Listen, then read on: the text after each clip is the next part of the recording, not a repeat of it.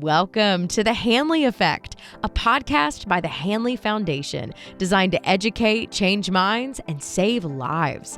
Our goal is to inspire you, showcase our innovations, and change the conversation about addiction and mental health. Join us as we unravel stories of resilience, recovery, and hope. Well, hi, everybody, and welcome to The Hanley Effect. I'm John Dyben. I'm Rachel Docekal. How you doing today, Dr. D? I'm good, Dr. D. How are you? Great.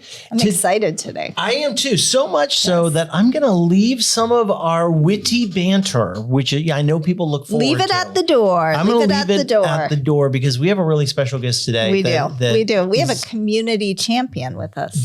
Seriously doing a lot for our community that, the things that he's done over the years. I've talked to a lot of parents and a lot of family members, a lot of people who've gotten better, but a lot of people family members who have loved ones who suffered from addiction, who have had a safer environment to get sober. This person is a lot to do with that. Who is this person?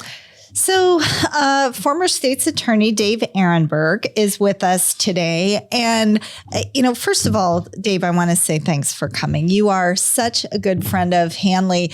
But like John just said, the impact that you have had on our community and really South Florida is difficult to measure. You've gotten out there, you've helped get that stigma a thing of the past, and you have really helped people understand what quality treatment is. I can't even begin to thank you for the work that you have done for the field of behavioral health. Welcome, and thanks for being here. Well, thank you so much, Dr. D and Dr. D. Appreciate you having me here. I was honored by your award. Hanley is the gold standard when it comes to behavioral health care, and just very grateful for the award and for your nice words just now. It's a community champion award, which is nice because I left government in January to go in the private sector, but I still have made it a priority to try to make sure we have the highest levels of health care for people with behavioral health needs. And I'm working on that in a different capacity as a private lawyer now. Sure. So Hanley has been around for 40 years. And for a long time, we have been asked if we were going to create a award that recognized amazing work in the community. And up till now, we have not done that. We introduced the Community Champion Award in 2024. It was awarded to Sheriff Rick Bradshaw. And this year, Sheriff Bradshaw came back to speak a little bit about your award and your service to our community. So congratulations on being the 2025 winner of that. Thank you. And Sheriff Bradshaw's a friend, and it was nice to hear his words. And he's still at it, keeping our community safe, right? That's right. I tell you, he's been there a while and doing an outstanding job. It's a big reason why people keep moving to Palm Beach County. It's not just the weather. It's also the fact that our government seems to work. Our sheriff helps fight crime and keep our streets safe. And our state attorney, including my successor now, Alexia Cox, doing a great job to prosecute those cases and make sure that it's the safest that we can possibly be. Go ahead. No. I just wanted to ask you, when you took over as state's attorney, give our listeners a look at what you walked into in terms of behavioral health in our community. Yeah, I became state attorney in 2013. I was elected in November 2012. And this was at the height of the corruption in the drug treatment industry, where the federal laws, well-intended, the Affordable Care Act, the Americans with Disabilities Act, were being exploited by bad actors to do people harm. And because local governments didn't have the ability to effectively regulate or certify or inspect sober homes because the Americans with Disabilities Act was interpreted to prevent that from happening, then it was a free-for-all. And all these bad actors came to our community to open up these flop houses.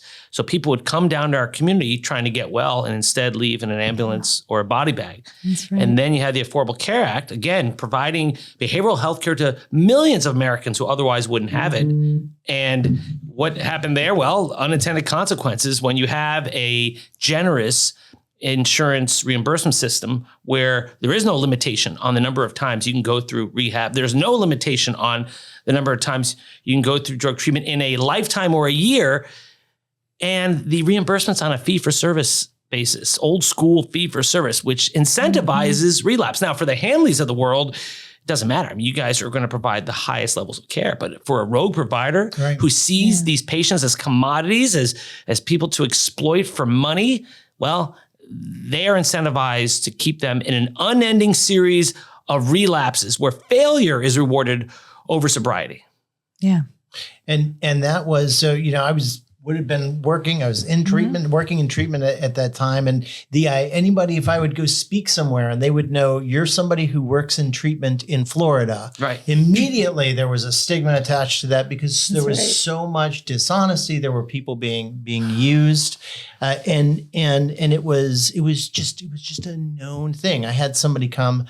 I was talking to a clinician. She was actually a director of a program, and she'd come from Connecticut. And she said to me, John, it's weird. Florida's strange. In Connecticut, it's illegal to sell referrals. And I said, well, it's pretty illegal here in Florida. That's a 3rd-degree felony. And she said, but I just came from a meeting where people were talking about how to, essentially body brokering.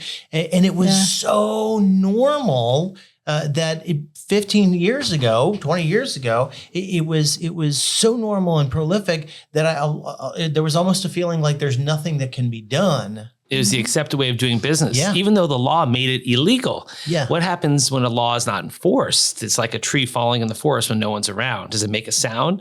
Yeah. Well, you had a law in the books that made it a 3rd-degree felony to do patient brokering.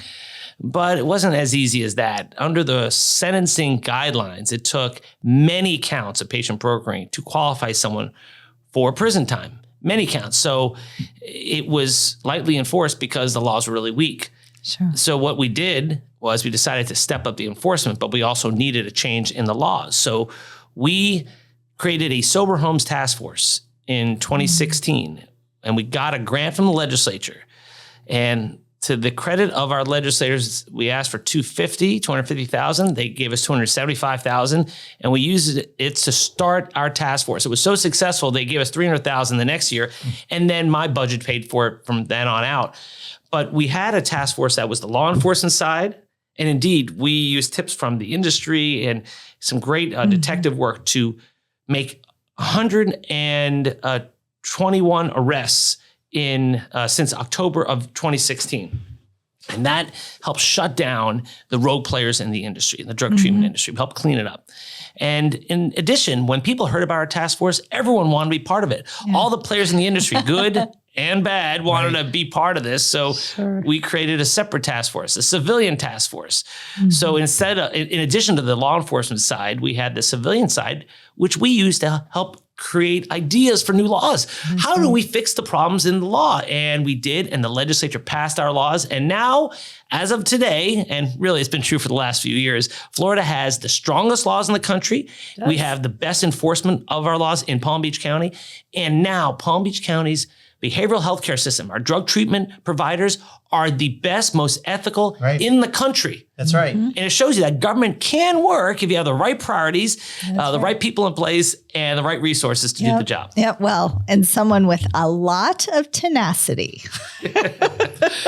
But it's especially right now today, I think is a great message for people to hear. It's a great story for people to hear. It's a great story for me to hear. We get so bogged down with all of the all the stories of where government isn't working and where and this is a great picture and we got to live through this this of how laws and regulations and government can actually work and for people who don't know the story well, when we think about law enforcement and addiction, right? People think about, people being arrested for using or having drugs, but you're talking about cracking down on the people who were taking advantage of sick and suffering people who were taking I can't tell you when I talk about the fathers and the mothers and the parents that I've talked to over the years who would, send their kids down to Florida and you've heard a million stories and they would get in the hands of bad actors the fact that we have cut down on those bad actors and made this environment change is a miraculous success story. Thank you. Incredible. You have all these families from around the country who would send their kids down to Florida to get well, thinking that the insurance was their saving grace, was a lifeline. But it was insurance that led predators to exploit these people for financial gain. Unfortunately, at the federal level, they have not fixed the problem. This is a problem that needs to be fixed in Congress. And I have testified twice before Congress to urge them to fix this problem. I've even written language to help make it idiot-proof for them, make it easy to fix the problems with the ADA, the Americans with Disabilities Act. And yet they've done what Congress does, which is nothing. They listened, they were attentive, and then they did nothing. So at the local level, we had to fight this problem with one hand tied behind our backs, but we were able to succeed. Problem is, if you do it just at the local level without the federal government getting involved and fixing it nationally, then the problem can be fixed in Palm Beach County. But what happens in other counties and other states that don't have task forces, that don't even know about this problem. This problem has been labeled the Florida Shuffle. And in fact, little plug, I wrote a book about the Florida Shuffle and how we've fought and fixed the Florida Shuffle here in Palm Beach County. It's coming out in June, so look for it. All right, we will. That's good to know. You got to come back out once it's out and talk about it a little bit more. Please, actually, I'd love to. It's been a book 4 years in the making, and finally it's upon us. I didn't realize how hard it was to write a book. It's it's hard for people who haven't been through it or worked in this to really understand. But when they do, when you really understand what it is, you can really understand that there was evil, bad stuff that was happening and people being taken advantage of. And you can crush that. You can, you can make a difference. You can. So for our listeners, you are a Harvard-educated attorney. Talk to us about your next chapter. Spoiler, I had an opportunity to sit and talk to you at our recent golf classic when we gave you your award. And this is something that they're going to want to hear about. Well, I was a government official for like 25 years. I've been in government. I was elected to the state Senate in 2002. I served 8 years, and then I worked as the state's drug czar, cross party lines, working with the Attorney General at the time, a woman named Pam Bondi. I don't know if you've heard of her. I think I have. Yeah, we've heard of her. Name's familiar. Let's see. What's her new job? And so, and now for the past 12 years, I was state attorney, and I decided not to run for a fourth term. I loved serving Palm Beach County and the people and being in elective office, but at some point, I think these jobs are never meant to be forever. It's good to have change. And I'm so proud that Alexia Cox, one of my top deputies, got elected to succeed me there. She is terrific. She sits on the Criminal Justice Commission with me, and she is one smart lady. She is. She was the right person for the job. I'm excited for where the office is going. And as far as for me, one of the reasons why I decided not to run for a fourth term is that I got married and I want to have children and I bought a house. And these things apparently, I don't know if it's true, but I hear that kids are expensive. And so, and also, oops. All right. I would love to have grandkids one day. And I don't know if this is true either, but I hear you have to have kids before you have grandkids. So that's another thing I'm learning. Generally, right? So skip that step. Yeah, right. Yeah, it'd be nice. I hear grandkids are better, quite frankly. So, but I wanted a new challenge as well. So I wanted to try something that would be different and challenging to me. And so I started Dave Aronberg Law, my own law firm. I already have I have a partner, Emily Walters, who used to be a prosecutor with me at the state attorney's office. And then she left me to go to the feds. She was a federal prosecutor. So I stole her back. And we're hiring another new person. We're growing and we're focusing on civil and criminal litigation. But we have a special focus on the behavioral healthcare industry, where you're representing quality providers who are looking to make sure they maintain the highest levels of patient care and not run afoul of all the different rules and regulations out there. That's right. Yeah, I don't want the scummy providers. Obviously, I've been fighting them for so many years now. I want the people who want to give back, who want to do good. And at the same time, they want to make sure they're not, violating the law. Right. Like there's a question for some, like, we want to incentivize our employees, but we know under the law, patient brokering is illegal. So how do we incentivize employees like any other business without running afoul of the unique laws in this space that says you can't pay to put a head in the bed? That's right. That's a legal question for you. So I want to navigate these waters, say, here's how to do it legally, ethically, and to be there just to make sure that, the patients are taken care of and they're thought of first. I love that. It is a very specialized area. And I can tell you, having been in residential treatment for over 20 years, there's a lot of questions I have for you. So if you could just hang out a little bit after, I've got a list. I charge by the hour now. I mean, I have like 50 cents. No, but in all seriousness, there's such a need for that. And as we strive to be ethical in everything we do. Are. And legal. But man, there are some questions that, that just like that can be Let me tell difficult. him our latest anecdote. Okay, I'm ready. So our website, you can imagine the amount of time and money and resources that go into putting our website together.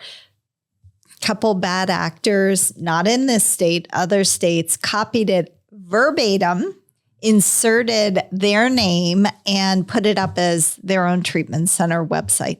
And it is that type of thing that, we really, in our industry, we don't have specialty folks who are looking just at these issues in behavioral health. I've seen this a lot, the deceptive advertising. And I worked at the Attorney General's office, one of my government jobs I had, and we go after violations of Florida's Deceptive and Unfair Trade Practices Act. So, this is an area that, unfortunately, in your field, you see a lot of these sharks who are trying to take your brand, your reputation, and exploit it for themselves. And so you see ads. You're looking up Hanley, and you'll see a Google ad that comes up and says, looking for Hanley? Click here. That's right. That is that is deceptive. That is illegal and improper. That would be a violation of FTC rules. We actually And it goes to somebody else's site, exactly, to be clear. Yeah. Right? And then you call the number and they don't answer. Hanley say, hello, treatment center. They don't, and they deceive you to make you believe they're going there. And a lot of this stuff under our new laws are illegal, are felonies. Yep. It's the tip of the spear to have the deceptive advertising. That's what draws people down here. It's the fake advertising. Like, That's hey, right. come down to this great rehab down in Delray. It's called Heavenly Valley Recovery. Well, first off, there are no valleys in Delray. And secondly, where you're going ain't heavenly. So that's deceptive from beginning to end. That's right. That's right. But the reality of it being, I love you said that it's the tip of the spear, because when it comes to healthcare ethics, period, if someone is being deceptive in their advertising, that's just the beginning. And and we see that in all healthcare, right? Yes. In addiction and mental health treatment. I'm curious about something. Why can I pivot? Pivot. All right. I Curious can't about wait. you. Why law? What brought you to, first of all, just what brought you to law? Why did you choose law? It was just something that I had in me that made sense for me. I always loved in school when I was a kid, debate, and I loved talking politics. And who wants to go into politics as a profession? You can't, right? So you go into law and politics. I always thought the two. And so I started as a big firm lawyer, one of those big law firms in Miami, and I did not enjoy it. It just, you have to bill a lot of hours. The work is soul crushing. You wake up every day and you're working for, it's not like you're working for Sisters of the Poor. You're working for some big corporation in a battle against a bigger corporation. And who's the good guys here? Well, it didn't make me feel like I was making a difference in this world. I wanted to know that I was helping people, making a difference. And I remember one time I was representing a company and the dispute was over the siting of light poles on the side of the freeway. And I think in the end we won because the light poles had to move 6 inches. I'm thinking, wow. Oh my goodness. I just spent like how many years on that case? And that's the type of thing. I was like, you know what? I want to have a change in career. So I went to the Attorney General's office and I loved it instantly. In the Attorney General's office, I was going after consumer fraud. Oh, I loved it. One of my first big cases was a woman named Miss Cleo. Remember Miss Cleo? I do. I remember Miss Cleo. I do. The psychic. Right, the Jamaican Shango shaman psychic, Yes. who is neither Jamaican nor a Shango shaman psychic. You remember her catchphrase? What was her catchphrase? I don't remember, but I remember on, give it to her. me. Yeah. Call on me TV. now. Call me now. All right. Right, $3.99 a minute, $4.99 a minute. No, it's $4.99 a minute, I think. Yes. And so, if you watch, there's a documentary on it, Max, still on there. You can find it called "Call Me Cleo" or "Call Me Miss Cleo," and it traces the Psychic Readers Network scam from the beginning, and it talks about Miss Cleo and her involvement as this actress who became the face of the company. And I'm in there throughout, and you can see a young me and me 20 years later. And it's so funny. I was showing my wife this, and she saw me, and I cracked some stupid joke. And this was like 25 years ago when I was being recorded for the investigation of Miss Cleo, and they used that clip. And she turned to me and said, "Oh my gosh, you're making the same stupid jokes now." And I said, "Yes, I have not changed." All right. So we have to say we adore Sasha. Congratulations. Thank you. You are still a newlywed. You're still in that first year. Yep. Yeah. So thank you. Congrats. Thank you. She keeps me level-headed and honest, and she puts me in my place that I need to. And she's a great person. I'm very fortunate, and I'm excited about this new life. I didn't like this kind of work when I was in a big law firm as a junior associate, reporting to a senior associate who reported to a junior partner who reported to a senior partner. But when you're doing it for yourself, for your own firm, with your name you're the named on the partner. marquee, Yes. it's different. And I've never been busier in my life. I've never in anything I've ever done. And part of it is that I've got 2 other jobs. I'm also a strategic partner with Capital City Consulting, which is a statewide government relations firm. And also I'm doing the podcasting. I contribute to Legal AF, which is a channel on YouTube. So that's a part-time gig. And then there's the TV stuff that I do that I don't get paid for. So it's been busy, and all the while trying to have children. So it's full-time That's jobs. the fun part. Well, then you won't sleep at all for A long time. and it'll be well worth it. Oh, thank you. So you guys have been through it, apparently, huh? Yep. So I have 4 kids, a granddaughter, and a second granddaughter. It's a girl, second granddaughter on the way. Congratulations, Yes. John. Nice. And That's you wonderful. know, I have 2 daughters because my daughter Caroline has been in your office and just thinks you're terrific. And thank you for being an inspiration and a mentor to her. Thank I you, appreciate Rachel. it. She wasn't Caroline. being prosecuted. No, She was not I'm just- defended. I'm just- No. okay, just She checking. was state attorney for the day, and she came through my office and she was great. You can see, the genes, the smart and intellectually curious and kind, and has this great heart. Great family, and I mean every word of it. So anything I can do to help her, I may end up working for Caroline one day. So Carly is starting law school in August. And, I will just say for our listeners, truly, you were so kind and so generous with your time. Dave just, would text her and answer. And, some of the questions that young people ask, you think, oh my God, really? Did you have to ask the state's attorney that question? Oh, right. You should see. You should see some of the questions I get asked at work. That was nothing. It's all good. And we live in a wonderful community, and you guys are a big part of that because you contribute so much and you give back. That's why I'm so happy to be on this podcast with you. I mean, this is great. You have a real audience out there too. Thank you. Yeah. We do. And this is a professional studio. It's not like, we're in someone's garage with, a couple That of might be more Walmart fun. mics. This is like, some nice equipment in here. We try to be as fancy as possible. We just like to have fun. Yeah, we do. We do. And having you here, I've lived here all my life. Palm Beach County is I was born at Good Sam. I grew up in Lake Worth. This is my home, and these are my people. And this community means everything to me. And so we get to serve our community, and we also get to do it with people like you who serve the community and make it better. And that just means the world. And I want to say thank you. Thank you, Dr. John. And thank you, Dr. Rachel. You are amazing. Dave, thanks so much for everything you do for our community. You really are a shining star. As we wrap up, we like to let our guests always have the last word. And so I think about the audience, the people that listen. It's, there's people in recovery, people that don't know anything about recovery, professionals, non-professionals. Thinking about folks listening today, what is the last word? What is one thing that you would want a message that you would want our audience to have from Dave Aronberg today? Yeah. Never be bashful about talking about your own experiences. I think the greatest enemy to a full recovery for a lot of people is the stigma that our society still attaches to those with substance use disorder. And I think the way to get around it, the way to get through it, is to talk about it. I think when you see about the mystery of people with substance use disorder, it's because a lot of families, a lot of individuals don't think they know anyone who's gone through recovery. When they do, it's been all around them the entire time. That's right. Right? And when you can talk about it openly, it breaks through the stigma. And I think you're doing a service, not just for yourself. It's good to talk about it, but it's also good for the next person to feel the courage to come forward and get the help they need. There are resources available. There are a lot of good people out there who want to help you.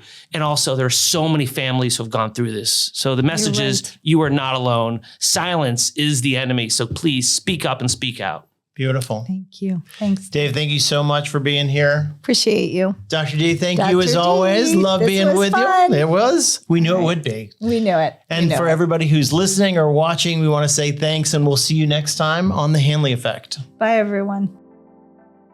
Thank you for joining us for The Hanley Effect. To learn more about our programs, visit hanleyfoundation.org or call 844-502-4673.